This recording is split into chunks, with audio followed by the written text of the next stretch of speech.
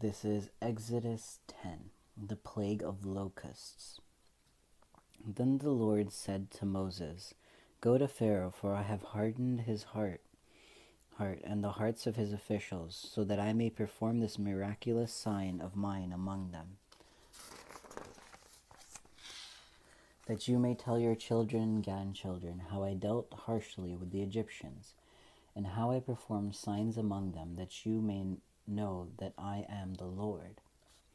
So Moses and Aaron went to Pharaoh and said to him, "This is what the Lord, the God of the Hebrews, says. How long will you refuse to humble yourself before me? Let my people go, so that they may worship me. If you refuse to let them go, I will bring locusts into your country tomorrow. They will cover the face of the ground so that it cannot be seen. They will devour what little you have left after the hail, including every tree that is growing in your fields. They will fill your houses and all of your officials and all the Egyptians, something neither your fathers nor your forefathers have ever seen from the day that they settled in this land till now." Then Moses turned and left the Pharaoh. Pharaoh's officials said to him, "How long will this man be a snare to us? Let the people go, so that they may worship the Lord their God. Do you not yet realize that Egypt is ruined?" Then Moses and Aaron brought back to Pharaoh. "Go worship the Lord your God," he said. "But just who will be going?" Moses answered, "We will go with our young and old, and our sons and daughters, and with flocks and herds, because we are to celebrate a festival to the Lord." Pharaoh said, "The Lord will be with you. If I let you go along with your women and children, clearly you are bent on evil. No, have only the men go and worship the Lord, since that's what you have been asking for." Then Moses and Aaron were driven out of the Pharaoh's presence. The Lord said to Moses, "Stretch out your hand over Egypt, so that locusts will swarm over the land and devour everything growing in the fields, everything left by the hail." So Moses stretched out his staff over Egypt.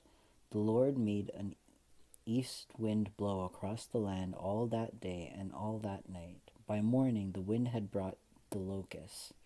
They invaded all Egypt and settled down in every area of the country in great numbers. Never before had there been such a plague of locusts, nor will there ever be again. They covered all the ground until it was black. They devoured all that was left after the hail, everything growing in the fields and the fruit on the trees. Nothing green rained on tree or plant in all the land of Egypt. Pharaoh quickly summoned Moses and Aaron and said, "I have sinned against the Lord and against you. Now forgive my sin once more, and pray to the Lord your God to take this deadly plague away from me."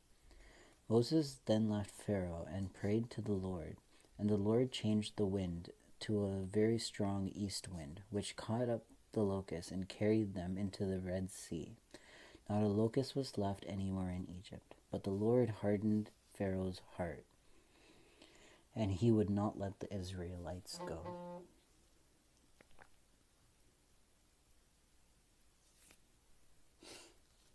The plague of darkness. Then the Lord said to Moses, "Stretch out your hand towards the sky so that darkness was spread over Egypt, darkness that can be felt."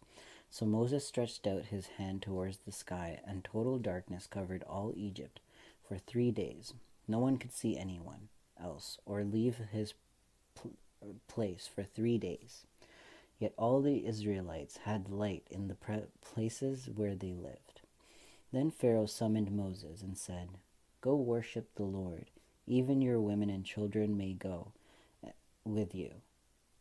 Only leave your flocks and herds behind." But Moses said, "You must allow us to have sacrifices and burnt offerings to present to the Lord our God. Our livestock must go with us, not a hoof is to be left behind. We have to use some of them in worshiping our God. And until we get there, we will not know what we are to use to worship the Lord. But the Lord hardened Pharaoh's heart, and he was not willing to let them go. Pharaoh said to Moses, "Get out of my sight. Make sure you do not appear before me again. The day you see my face, you will die." "Just as you say," Moses replied. "I will never appear before you again."